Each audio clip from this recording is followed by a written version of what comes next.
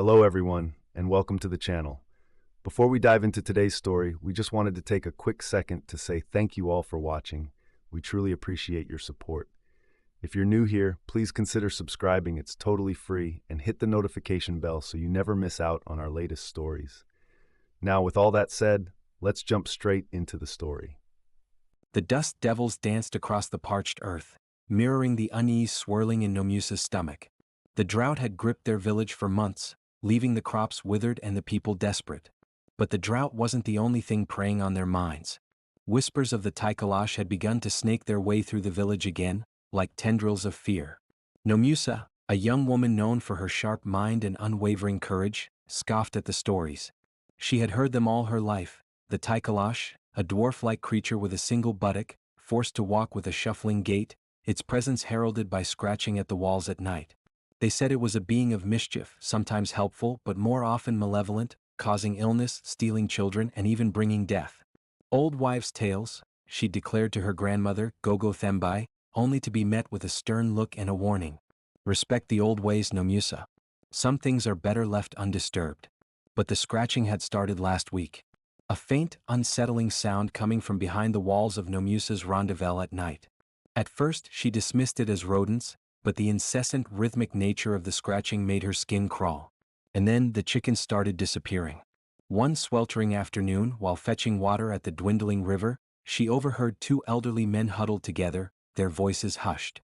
Little Thando saw him, one said, his eyes wide with fear. He saw the Taikalash clear as day by the riverbank. Thando was a small boy, known for his vivid imagination, but the men seemed genuinely terrified. Nomusa's skepticism began to waver. She needed to prove to herself that it was just superstition, just fear fueled by desperation. That night, armed with a knobkerrie and a burning brand from the fire, Nomusa waited. The scratching started, its persistent rhythm grating on her nerves. She crept towards the wall, her heart pounding. Suddenly, a small, gnarled hand with nails like claws reached from a crack in the wall, snatching at the brand. Nomusa recoiled, dropping the burning wood with a gasp. Her initial shock quickly turned to anger. She raised her knobkerrie high above her head. "Show yourself," she shouted, her voice trembling but determined. A high-pitched giggle echoed from behind the wall. Then a small, grotesque figure barely reaching her waist wriggled out. It was hunched, its skin a mottled gray-brown, and it indeed had only one buttock that caused it to hobble precariously. Its eyes gleamed with unnerving amusement. Nomusa stood her ground, her grip tightening on the knobkerrie. "What do you want?" she demanded, her voice steadier now. The creature cocked its head, its eyes glittering. "You," it squeaked, its voice surprisingly high and childish. "You doubt. You disbelieve. The others, they fear. Fear is power." "I don't fear you," Nomusa lied, her heart hammering against her ribs. "You're just a nuisance." The Taikalash giggled again. "A nuisance?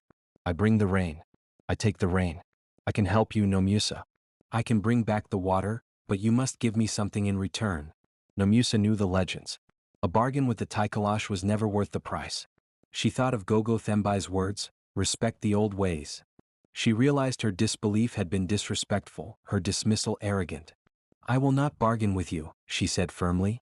"Take your mischief elsewhere. We will find our own way." The Taikalash eyes narrowed. "Foolish girl.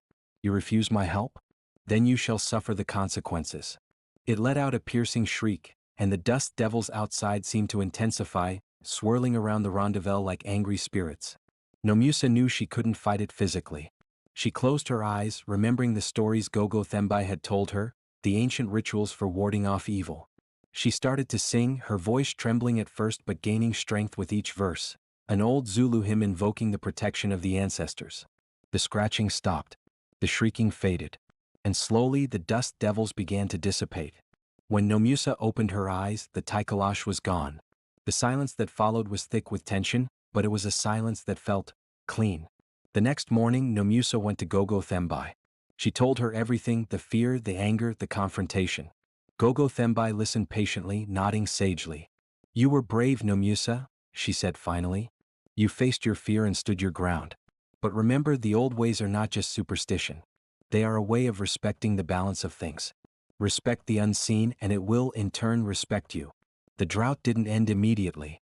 But a few days later, a light rain began to fall, a gentle, persistent drizzle that soaked into the parched earth. It wasn't much, but it was enough to give them hope. Nomusa never saw the Taikalash again. But she never forgot the lesson she learned. She understood that sometimes the most powerful weapons are not brute force or disbelief, but respect, courage, and the enduring strength of the old ways. And she knew, deep in her heart, that the rain wasn't just water. It was also a test, a reminder of the delicate balance between the seen and the unseen, and the importance of honoring both. Time for the next story.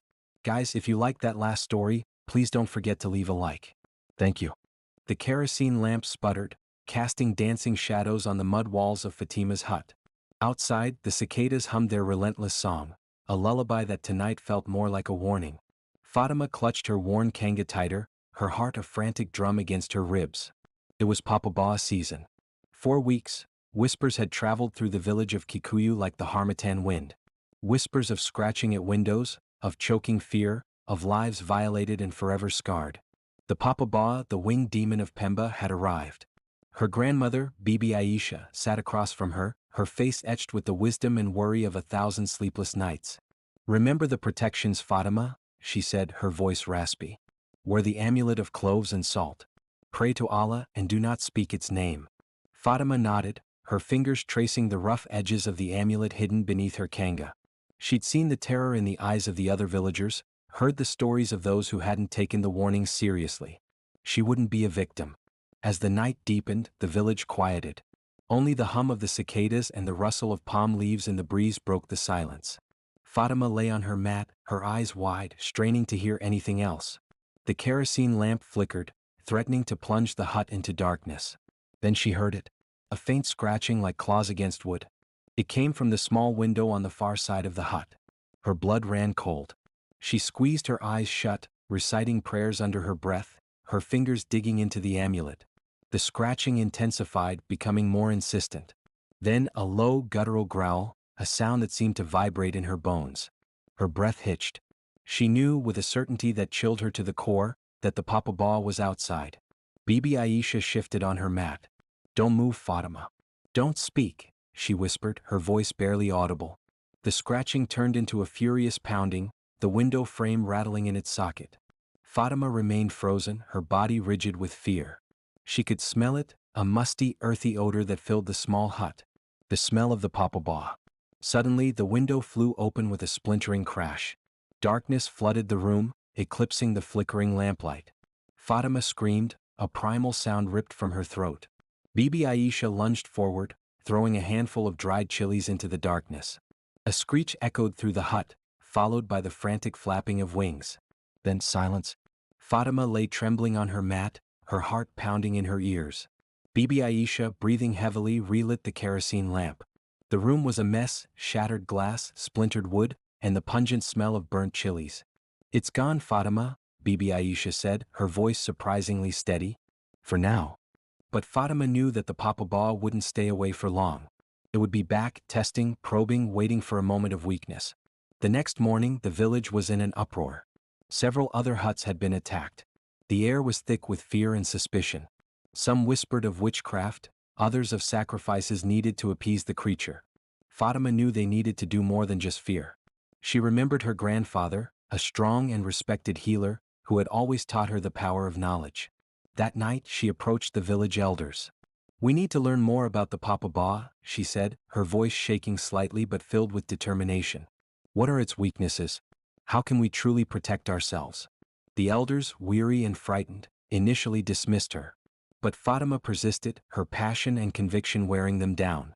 Finally, they agreed to listen. 4 days, Fatima and Bibi Aisha researched, poring over old texts and gathering stories from the oldest members of the village. They learned that the Papa Ba was said to be repelled by iron, by the smell of burning herbs, and most importantly, by light. Armed with this knowledge, the villagers began to prepare. They reinforced their windows and doors with iron bars. They hung lanterns filled with burning herbs outside their huts. They formed patrols to keep watch during the night. The next time the Papa Ba came, it found a village ready. The iron bars held. The burning herbs filled the air with a pungent smoke. And the lanterns cast a bright, unwavering light that pushed back the darkness. The Papa Ba screeched in frustration, its attacks becoming less frequent and less successful. Slowly, the fear began to dissipate, replaced by a cautious hope. Fatima knew that the battle wasn't over. The Papa Ba was a creature of darkness, and darkness was always lurking, waiting for an opportunity. But they had shown it that they wouldn't be easy prey. They had learned to fight back not just with fear but with knowledge, courage, and the unwavering belief in their own ability to protect themselves. As the sun rose over Kikuyu, casting its golden light across the village, Fatima stood tall, her amulet of cloves and salt a silent reminder of the darkness they had faced. She knew that the fight against the Papa Ba was a fight against fear itself, a fight that they had only just begun to win. And she was ready to lead the way. Time for the next story. Guys, if you liked that last story, please don't forget to leave a like. Thank you. The salty air hung heavy, thick with the scent of seaweed and the secrets of the sea. For generations, the villagers of Isle Ife had whispered tales of Mami Wada, the alluring water spirit who dwelled in the depths. Some claimed she was a benevolent goddess, bestowing fortune on those who respected her.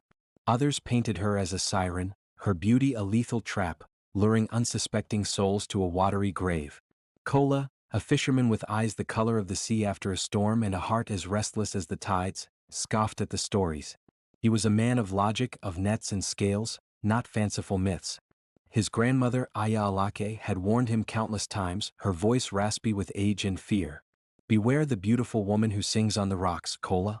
Her voice will steal your senses, her beauty will blind you, and the water will claim you. But Kola, like many young men, believed himself invincible. He was strong, skilled, and confident. He needed no such superstitions to guide him. One evening, as the sun bled crimson across the horizon, Kola cast his net into the deepest part of the bay. The sea was unusually calm, the waves whispering secrets to the shore.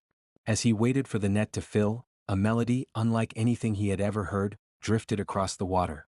It was haunting, ethereal, and impossibly beautiful.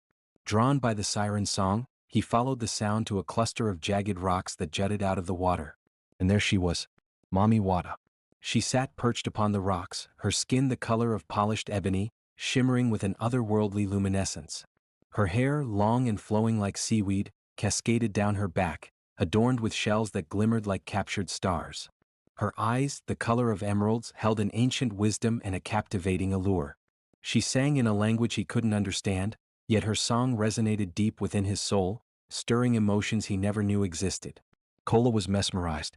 He forgot Aya Alake's warnings, forgot his net, forgot everything but the captivating vision before him. He waited closer, drawn by an irresistible force. "Who are you?" he managed to ask, his voice barely a whisper. Mami Wada smiled, a smile that could launch 1,000 ships and sink them just as easily.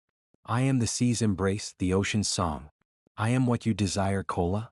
Her voice was like liquid honey flowing over him, intoxicating him. He felt a pull towards her, a yearning he couldn't explain. He reached out, wanting to touch her, to feel the reality of her presence. But as his fingers brushed against her smooth skin, the water around him began to swirl. He felt a chill, a coldness that seeped into his bones. The waves grew larger, crashing against the rocks with increasing ferocity. Mami Wada's smile widened. "Come, fisherman," she said, her voice now tinged with a hint of something darker, something predatory. "The sea yearns for you. Let me show you its wonders." He saw the truth then, the danger lurking beneath the surface of her beauty. He remembered Aya Alake's words, the fear in her eyes, the generations of warnings ignored. He tried to pull away, to retreat back to the shore, but the water held him fast. Mami Wada reached out, her long fingers intertwining with his. He looked into her emerald eyes and saw not love or desire, but an insatiable hunger. The waves crashed over him, pulling him under, and he felt himself sinking into the abyss. He saw fleeting glimpses of Mami Wada, her face a mask of cold beauty, her eyes burning with triumph.